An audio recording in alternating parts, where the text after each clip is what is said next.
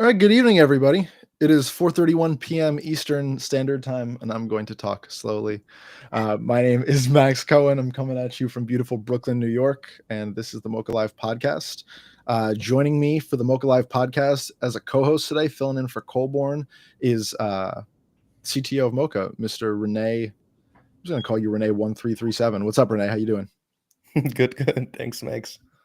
I always have this problem with, like, do I say last names? Do I not say last names? It is a none, though. I've accidentally doxed Untitled XYZ on this podcast like 30 times, and each time I like go back through the editing and I take that out, and I'm very embarrassed. But anyways, joining us for the podcast this week to talk about metaverse and aesthetics and avatars and existing in the metaverse and honestly a whole lot more, we have the co-founders of Cyberbrokers, Ben and Josie. Hello. We're very happy to be here. Hi, everyone. I left your illustrious histories out. I remembered to do that. So a little bit of backstory on, I guess, our relationship. And by our, I'm going to speak for Renee and myself. So Renee, please jump in at any point. But we remember Cyberbrokers launching, that was early 22, if memory serves. Yep. And that was like right smack dab at the beginning of like complete metaverse hype cycle, buzzword, Facebook changing its name to Meta, and all of these apps starting to sell their land at crazy amounts. And Cyberbrokers came in, and it was the first metaverse avatars when you had released the mechs afterwards that I had ever used, the first VRM files that I was dragging and dropping into Worlds. So that was very exciting. Cool. That's awesome. Renee was singing just like pans to Cyberbrokers, I think, from day one. So anyways, we're very excited to have you here. And I think that, as always, it's best to just start at the beginning a little bit. So Josie, perhaps you can start us off in just like talking about like the beginning of Cyberbrokers and like just where the idea came from and like whether it like evolved from one thing into another. Like what was the seed? There was actually a really cool moment that Renee was a part of as well at the very first NFT NYC. Which was in 2019, right, guys? Yeah. It was the blockchain gaming conference. It didn't actually used to be about, I feel like now it's very art heavy, obviously game world heavy, but it was very much only a gaming conference. And these guys were there doing their thing with all the amazing things that they built. And I was like, had a little card table shoved in this little hallway where the speakers were coming in and out of. It was like a very intimate crowd of my crypto art on little easels and trying to sell prints to people. And actually, it was my first introduction to the metaverse, my first real introduction, because I met a friend of all of ours named Jin there who brought me into CryptoVoxels when CryptoVoxels was still all black and white and had literally nothing, no avatars, no nothing. And you had to place one block by block, like you couldn't even drag blocks. Like it was brutal, but really, really fun. So that was actually my first introduction to the metaverse, is the day I met Renee, the day I met Jin, when we were all at this conference. And I think a lot of this idea of Cyberbrokers, of drifters, started there. There was also which this is connected, there was also an app that I got introduced to there called Additional, which was this fun art platform where you could just like take a picture of something and it would make an NFT, and then you could like send it to someone or sell it to someone for like 30 cents or something.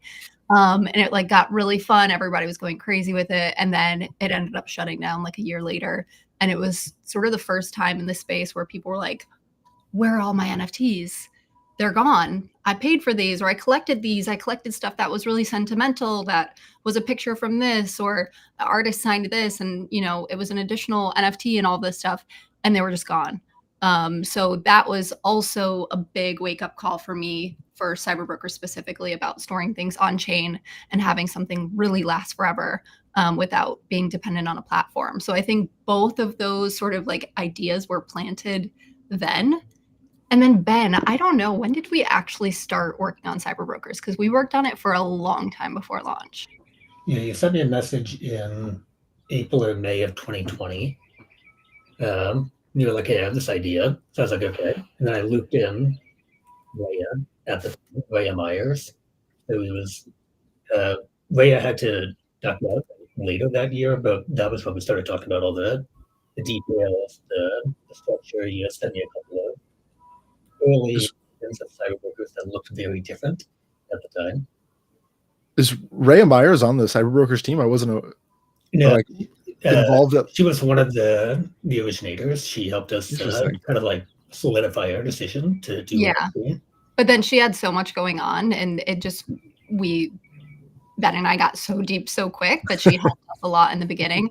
And also Ben is obviously great friends with Rhea and introduced me to Rhea. Well, I knew of Rhea before, but like we also worked really closely on that puzzle that we did together, which also involves crypto voxels and metaverse worlds and crypto kitties and Axes and super rare. We got like all these huge companies together to do a puzzle within the metaverse that Rhea like completely built from the ground up and was so cool. So we already knew each other a bit to be able to start talking about Cyberbrokers and ideating on it. So I'm a literary nerd, and the thing of all the things that I appreciate about Cyberbrokers, but just like the density of the narrative and like the way that y'all have like communicated this crazy dense narrative through like the interactive storytelling and through the avatars and everything. Ben, I'm curious, like how much of this overarching narrative of like Paradise Lost as a place and the tapes and these characters, like how much of that was present from the start of your kind of brainstorming? That came in the final year of development. We needed a third person to help us bring the story and the narrative and help us with tying it together with a thread that would carry forward. That was when we brought Chris Chapman in. So I was so excited because I was not going to suggest Chris originally, not because I didn't want to. I very much wanted to.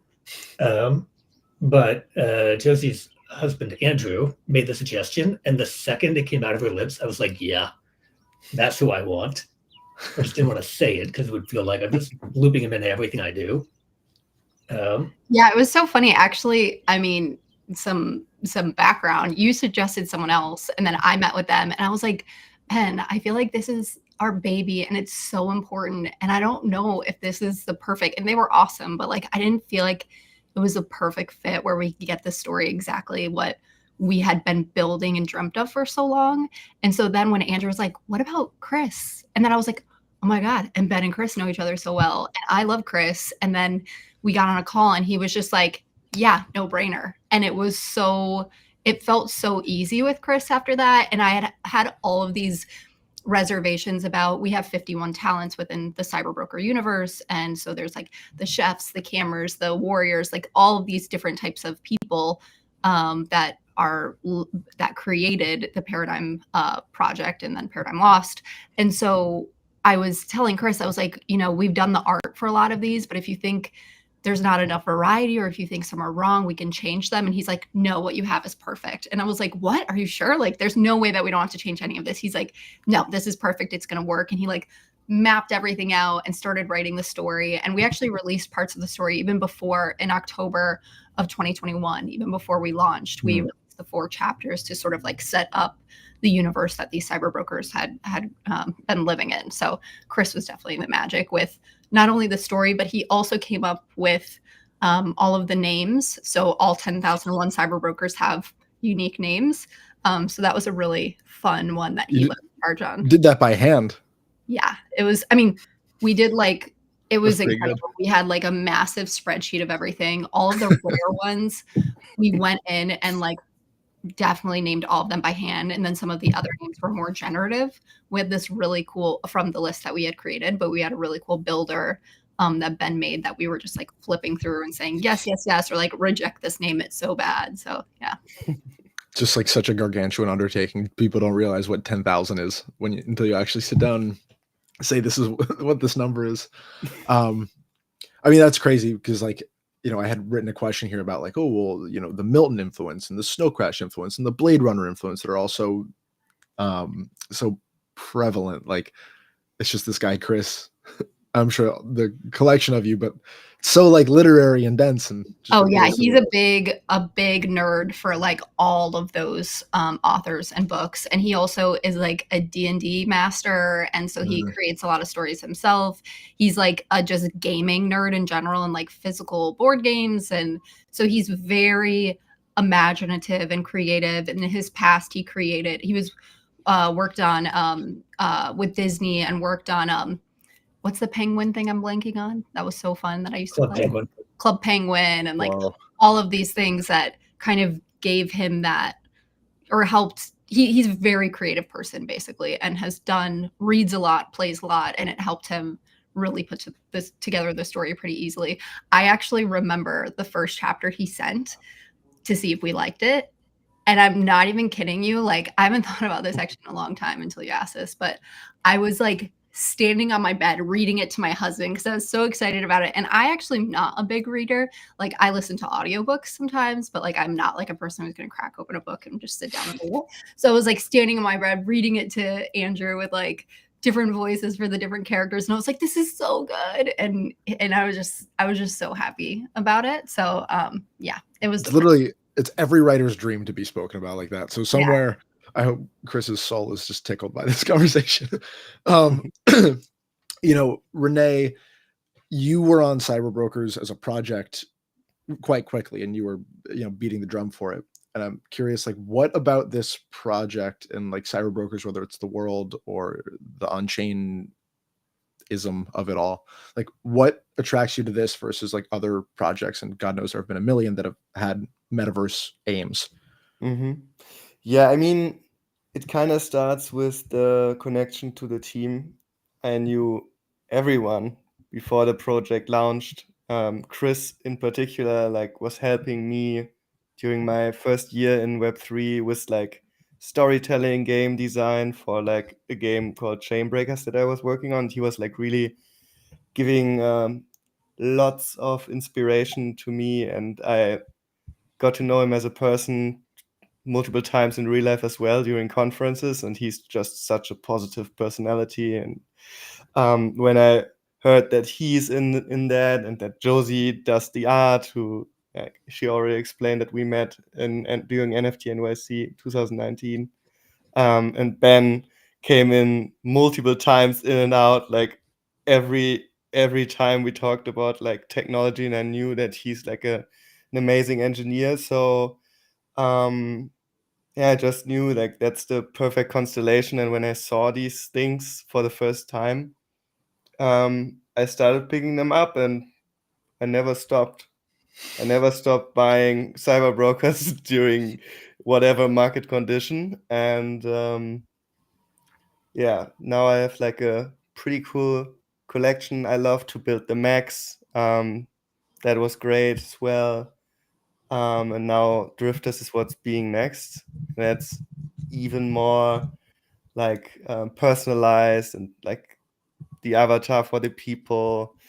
Like, and it's just going to weave so well into the story and like storytelling and like a whole universe of potential that is like potentially being unlocked over the next years. That's something that amazes me. And of course, like the knowledge and the understanding of the team's drive that they are like in this for the long run, which, you know, the fact that we are now talking here years after they launched is basically the proof of that.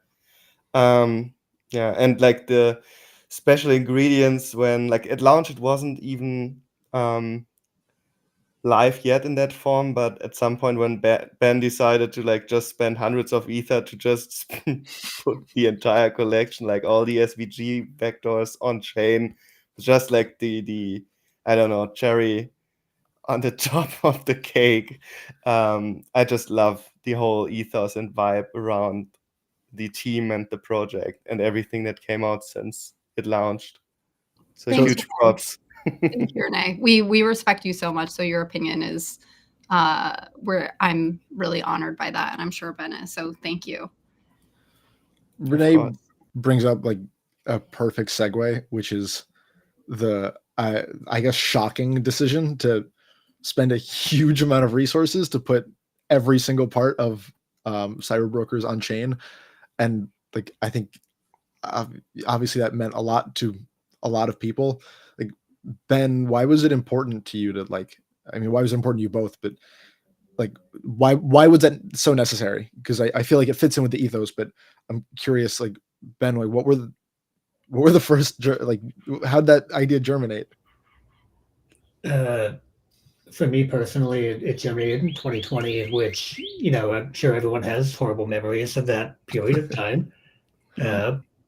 For me, it was almost a period of where Blockade Games, the company I was at, that I founded back then, was in a very rough period. So I was in a very rough period. So when Josie talks about cyberworkers and do we put it on chain, do we not? The sort of thought process went to preservation and permanence, something that decades from now will still be there in its essence, in its original form. So that was the driving thought, at least on my side. Yeah, and that informed everything, right? And informed what kind of art that we could do. And we had to test a lot with different styles until we found something. In the beginning, it was myself, Ben, Chris, and then the other missing part, which is Ozma, who was the artist that helped create the entire collection with me. So we were going back and forth. I brought him into NFTs. He had like no idea what NFTs were. I'd been a longtime fan of him just through Instagram. I don't even know if I think he may have had a Twitter. And I reached out to him and I was like, I'm working on this project. Here are some sketches and sort of what we're dreaming up. But actually your art like works really well for this sort of vision that we have. And these even like early sketches that we're creating, your art works so well for this. And even though he had never done vector art, his style did look like it was like it could be made into vector art, but so rich and so layered, so not just like completely flat. And he was the other missing piece of this like 4-piece puzzle. And he was just completely put his faith. Like I know a lot of traditional artists are not very fond of NFTs, and he definitely shared his nervousness just not knowing a lot about it. But he was like, you know, we talked a couple times and he was like, you seem like I can trust you and you seem awesome from the times we've talked, like let's try it. And that the tech of being able to having to put everything on chain is definitely what informed the art style of making sure that we could create everything we wanted to achieve with vectors. And then obviously that went crazy on like separating the different layers, combining the layers, all of that. It was just so cool. But being on chain was so important, obviously, from the things Ben mentioned. And then also for me, a lot of it was also really inspired by, like I said, apps going down and losing your artwork, but also Jimmy, who made Avastars. He's a huge on-chain proponent and just voice for the space. And he is a good friend. And we just were talking about Avastar so much and how he wanted to create this whole on-chain collection. And he was a huge inspiration as well for Cyberbrokers and being on chain. You know, I think that there's like a missing link of understanding in the general dialectic about how the metaverse and blockchain do kind of need each other, in the sense that like my understanding of a lot of the metaverse activity I've seen in crypto art is about like the importance of like owning these assets, right? Owning these characters, owning these mechs, these avatars that are tied to your digital identity, and then like owning everything that comes with that, being able to take it from one metaverse world to the other. And that like informed internally like all of this like interoperability we've built into like MOCA rooms and all this other metaverse stuff that we've either been proponents of or have built. This is an overarching question. I kind of want to direct it to everyone. But Renee, maybe we can start with you. But like, what don't people like yet kind of understand about the relationship between metaverse and blockchain? Like, and why is there such a, I don't know, a difficulty in people aligning these two difficult concepts? I would like throw in AI as well, because with agents and like intelligence also of the world itself, it becomes more fun and interactive and more lively. Even like during the first metaverse hype, the problem was that aside from events like the Whip and like others that really organized stuff and brought people like really to a certain point in time, like I don't know, 12 p.m. on a Thursday, whatever. People came there, but if you have like different worlds and like hundreds or thousands of different worlds, and then people come in and then there's nobody else there, then they leave the world after like a minute or so, even if it's like a bit of fun. But most of these experiences are only fun if you are like in a social environment, if you have like other people, or until other people join in, maybe an AI agent that talks to you and like moves around with you and explains the world to you. And that's something that people like Jin and like the folks from M3 always been building towards, even before the hype of AI agents that started in let's say fall last year was a thing. Like they've been like trying to build like interactive worlds with like current blockchain based currencies and intelligence of the environment and the beings inside of it for a long time. And I think that this year we might see the inflection point that technology is capable enough to serve that on scale. And that's when like metaverse is going to be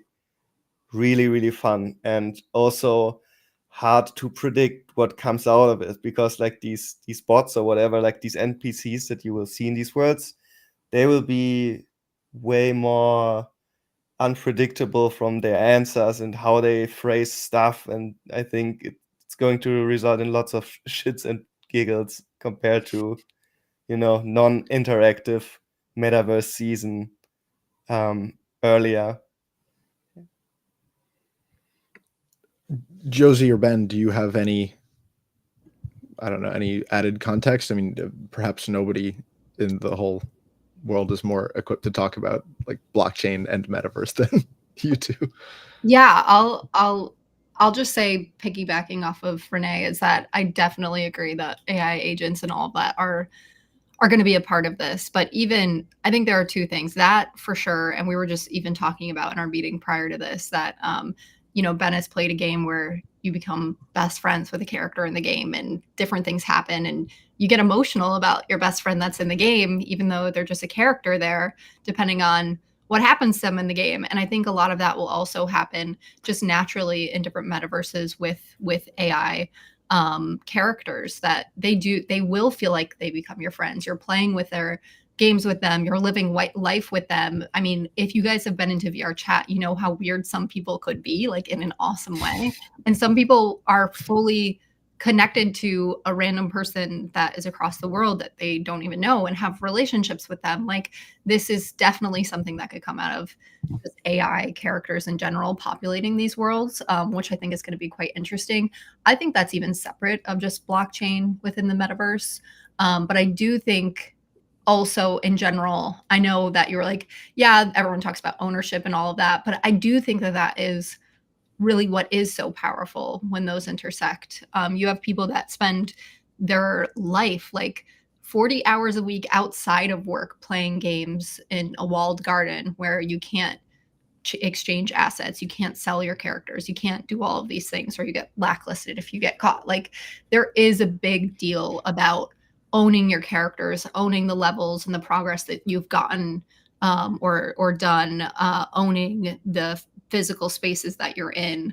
I do think that is something that can't be discounted, because I think that's one of the biggest benefits that blockchain is really going to bring to these metaverses and games as well. So yeah, I'll let Ben jump in. Coming from a slightly different perspective, I think this might strike a chord with you today, but if you remember back in like 2018, 2019, we talked so much about how having game assets on chain meant that you could bring those assets into other games. That part still resonates with me. Maybe it's evolved a little bit, but to think of like Ethereum, or I guess more broadly, just blockchains in general, as being worldwide APIs that anyone can connect to trustlessly, publicly, providing the kind of assets people can use to, just do whatever you want with them. I mean, that's the point of it. It's not meant to be a siloed asset. It was never meant to be that way. I think maybe 2021 and on has kind of reverted, I think, a lot of our thinking back to we have to make our metaverse, as opposed to making something more open and inclusive and more dynamic in that regard. It would be really nice to kind of see a return of that sort of thing, like Josie's tune-in painting had all of our games on it. Had Chainbreakers, had District and Plasmaverse, had CryptoVoxels, CryptoKitties. It would be nice to go back to that. Or I guess maybe to bring it up and update it to the state of things now, because it's much richer than it's ever been. Well, I'm interested. I want to shift to talking about drifters now, but like I first of all, I'm the least by far among this group capable and qualified to talk about the metaverse, but I'm going to do it anyway. Like on-chain is like one side of the thing, right? In terms of like actually feeling ownership over the spaces you're in and over the digital identities you wield and all of the activities that you do, and being able to feel really as if those are yours and not transferable or transferable, but like the choice embedded in those things. But the other side is the aesthetics of it all. And I remember when we first released MOCA Rooms, I think that was also early 2022. Like we were painting these pictures to each other, and I was thinking of, these entire metaverse worlds where everything's artist driven, right? The buildings, the assets, the environments, the paint on the walls, like everything is a possible canvas for artistry in a way that's not really capable of in the physical space, right? Like finally for me, it was like, okay, here's a thing, like a home for digital art in which everything can be imbued with aestheticism and creativity. And the crux of cyber brokers, as I understand it, and now drifters to a much deeper degree, is like the importance and intricacy of self-expression in the metaverse. And you've been doing this for years now, of making this self-expression into like a more and more fully realized reality. And so with drifters now kind of offering this much more, I think my reading of it is like complex and personalized version of self-expression. Like, Josie, why this continued years-long emphasis on personalization and on like ownership of how something expresses itself? Yeah, I think for me personally, it's because of that magic I felt in those days when we even like bringing it back to CryptoVoxels or like Decentraland. Decentraland used to have these fashion shows really early on that you would like go dress up for whatever theme, and then there would literally be a runway and people in the crowd would vote on like which outfit was the coolest. But a lot of these outfits at the time at least were like a small set of wearables that felt really advanced compared to anything we had out there. But a lot of people had things repeated and like all of this stuff, which was fine, but we all still sort of looked the same in Decentraland. And then going back to CryptoVoxels, we used to be those like, I don't know what they're called, but the wooden figurines with like the limbs that you sort of like move at the joint. That's what the avatars in CryptoVoxels look like. And we were all naked and white for a couple of years until voxel wearables came out and we could make like wearables to kind of deck ourselves out. And that feeling of like starting to deck ourselves out, and like once the whip meeting started, because those eventually started in there, and we would like all show up decked out in our voxel wearables that we either built ourselves or traded with each other, like felt so cool. Like there were a voxel sneaker shop by No Shot, and he was selling like sneakers for I don't even know how much. Like there was this cool sense of like, wow, finally, like we've been creating these spaces that are so customizable, and we can show off our NFTs, but now we can show off something for ourselves. And I think the idea of that and just like the magic that felt, I wanted to bring it to the next level.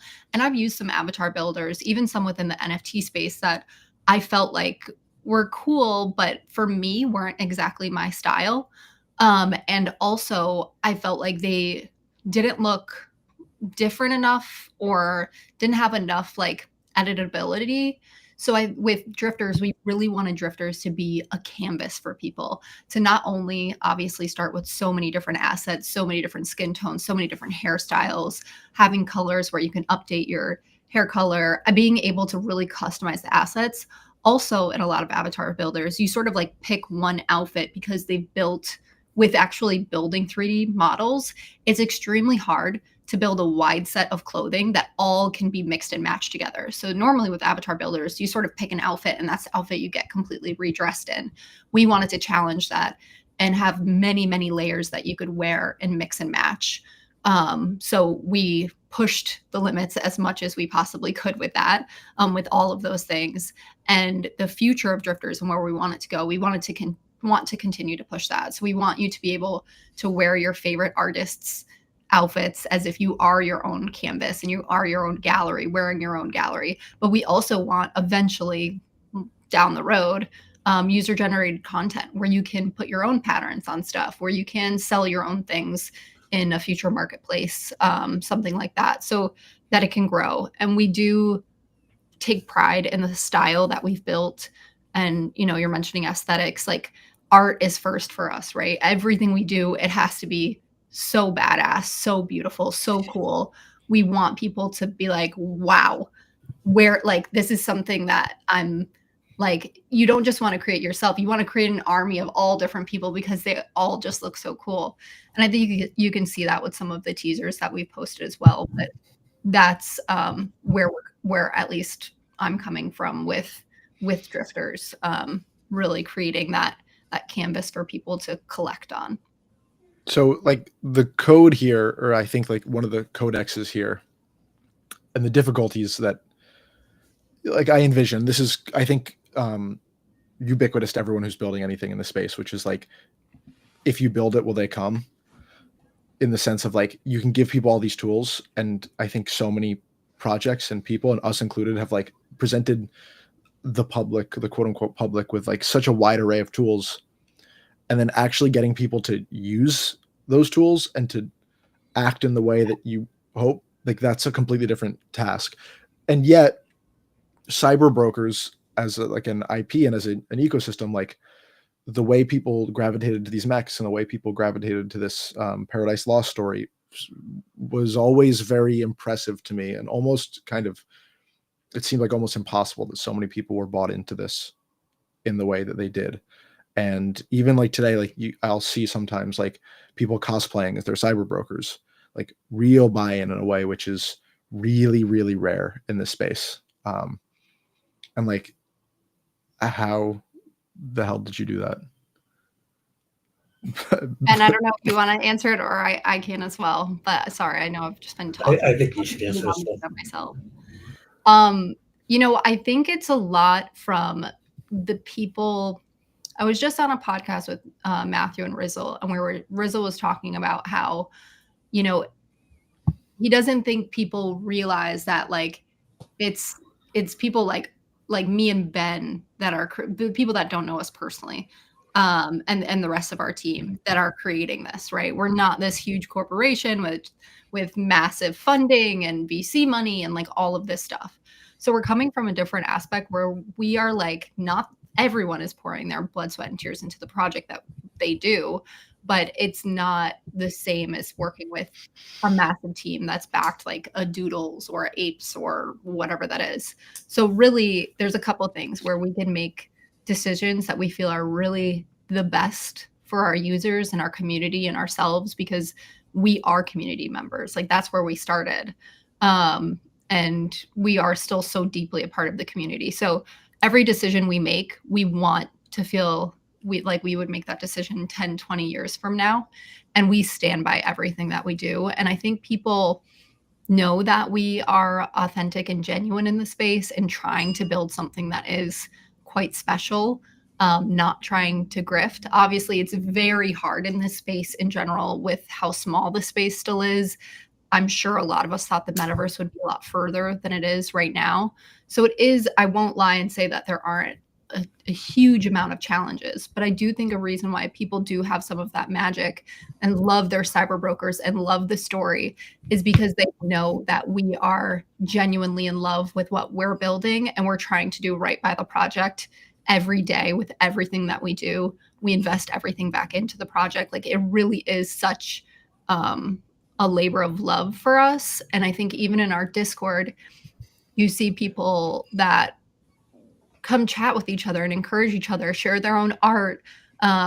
If someone gets hacked, they come to our Discord and it's like, can someone help me? And someone jumps in right away to help them. Like it definitely feels a bit more family. And I think that's because the people that are creating it also feel like we're family and the community is our family and we're a lot more accessible than some of the other teams. So I think some of that magic was just born in like us being so passionate and trying to provide those things like the story or we had an AI bot for a little while or some of these things that people can create from and just trying to support our community, to be honest. Like if someone, we've had community members that have gone off to become artists and create art and they drop their link and we try to collect and we try to support other people too.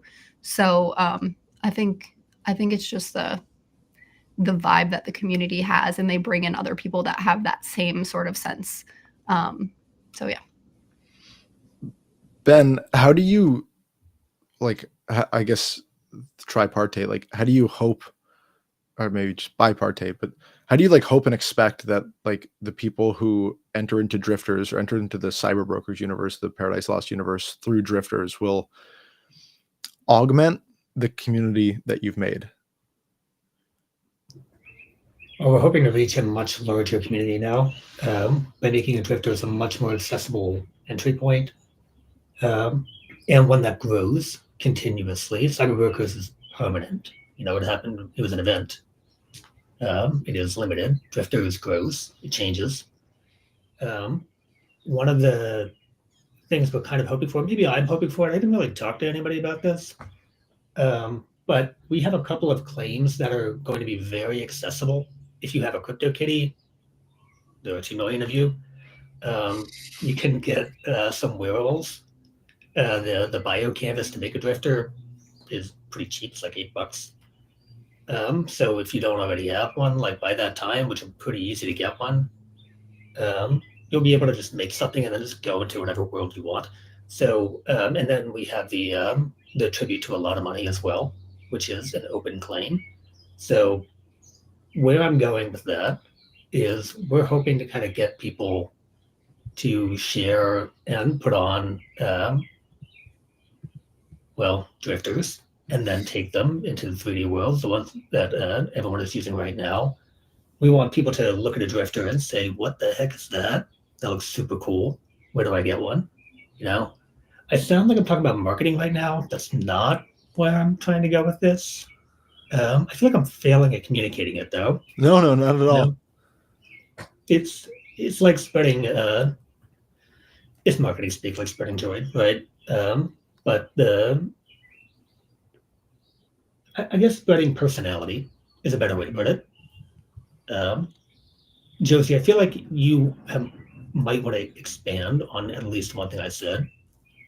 No, I think it's a good point. We are hoping that the community grows into a community that is even bigger than just cyber brokers, like you were saying, is more approachable. And the fact that on reveal day, you can also claim things that are totally free. I think that is something that we're testing out and seeing if we could just cast a wider net and bring people into the ecosystem.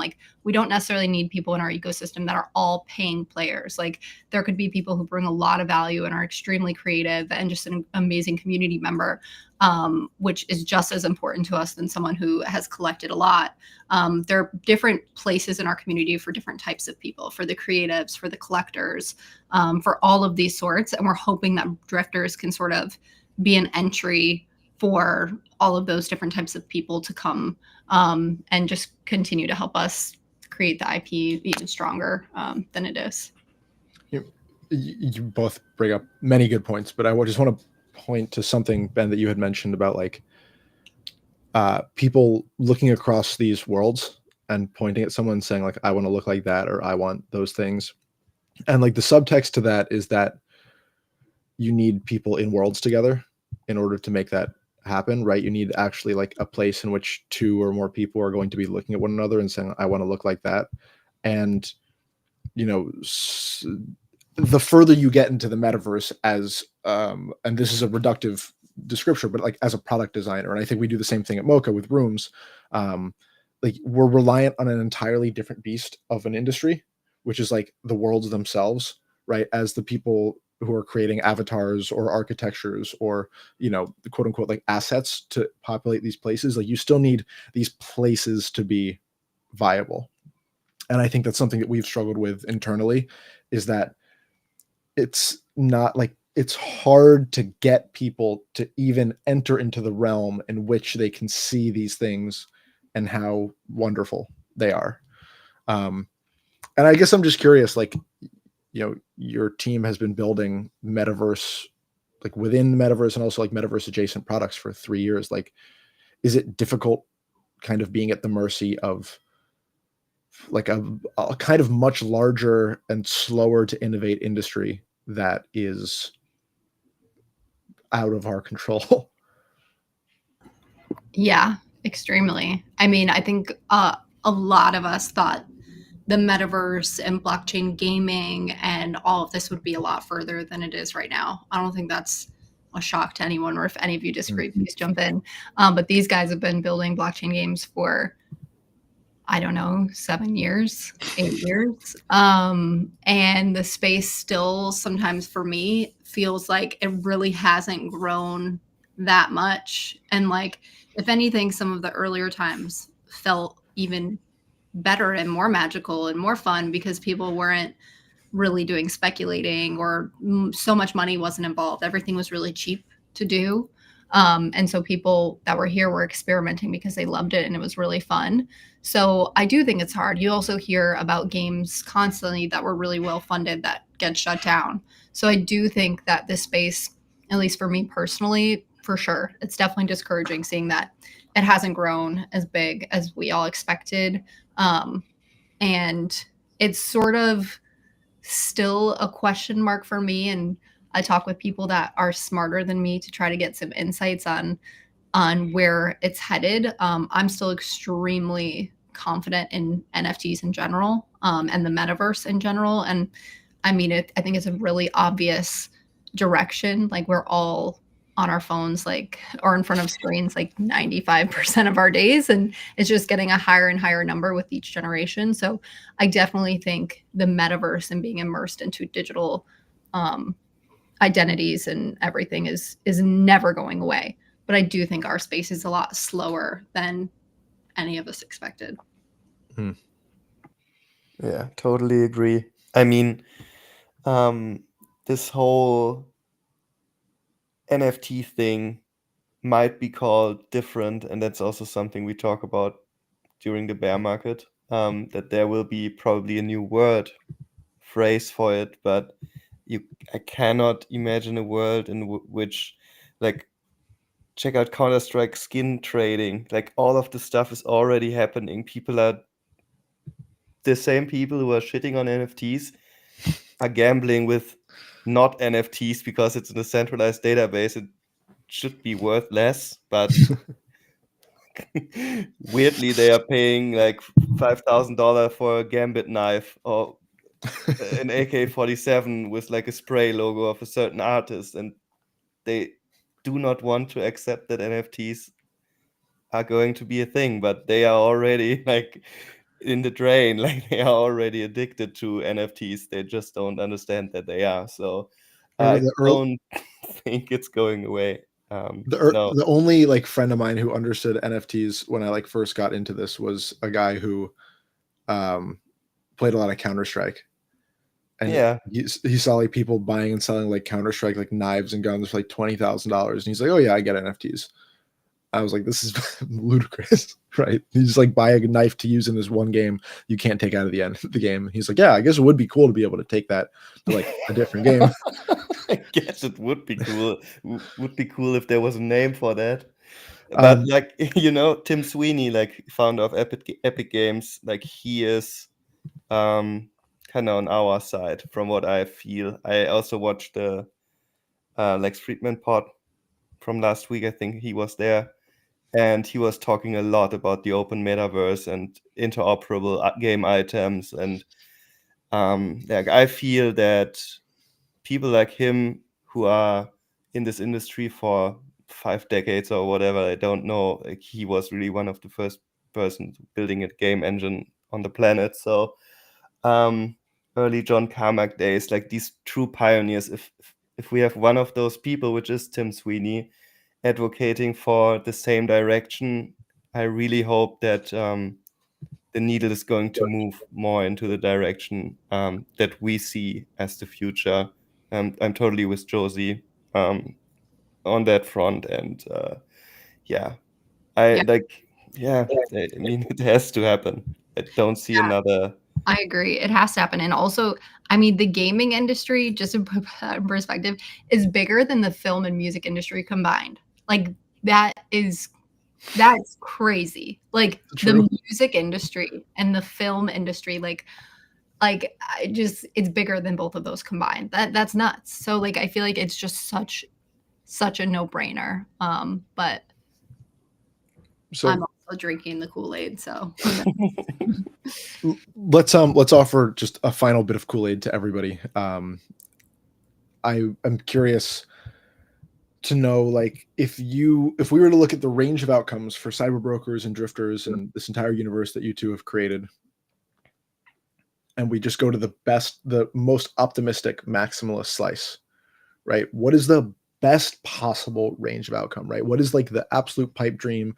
Like when you both are talking with your team, you're saying like the best, the ideal version of life for this project on further, like what does it look like, Josie?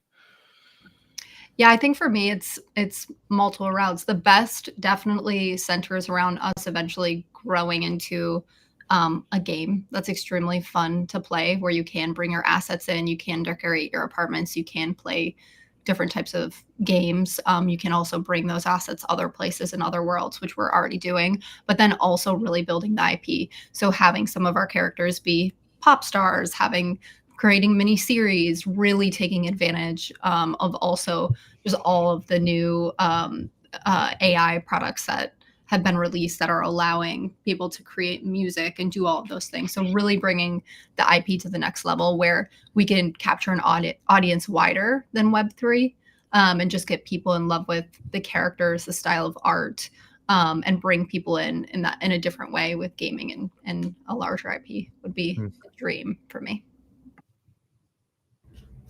And I would like to see the community really go crazy, especially with drifters. They've already done so much with mechs and cyberbrokers, but the drifter is going to be a whole other ballgame. So I'm definitely very interested to see what they do. Fantastic. We are very excited to see what happens with drifters as well. As I said at the beginning and probably throughout this podcast, like we're huge fans of your work and also of cyber brokers. So before we do our little outro here, why don't you guys tell the audience what they need to know about drifters and where to get them and what the timeline is? And yeah, we have right now DNA boxes or DNA packs on sale on our site on tpldrifters.com. And you can also follow our Twitter just to stay up to date on all of the free claims that'll be happening on June 4th, which is also reveal day. So get a pack or join us on free claim day and claim in a lot of money outfit or all of the other things that you might be eligible for. And honestly, even if anybody just wants to like check our community out and hang with us without even having to grab anything, come to our Discord and hang and ask questions. And there's a really amazing community of folks that are just, in my opinion, the best in the NFT space. Obviously, you guys are there and so many really incredible people. So just join us there. Fantastic. Well, we cannot speak highly enough about you two and cyber brokers. And for anyone listening, obviously, like, this is the team you want to align yourself with. The passion, the creativity, the longevity, the commitment. So we're super psyched for both y'all and the cyber brokers team. We're psyched for what this does in crypto art, metaverse, and beyond. And this has been another episode of the MOCA Live podcast. Please give us a little like or subscribe if you liked what you heard, and follow our Substack at museumofcrypto.substack.com. And I'm Max, and that's Renee, and that's Josie, and that's Ben. And we all appreciate you being here very much. And we'll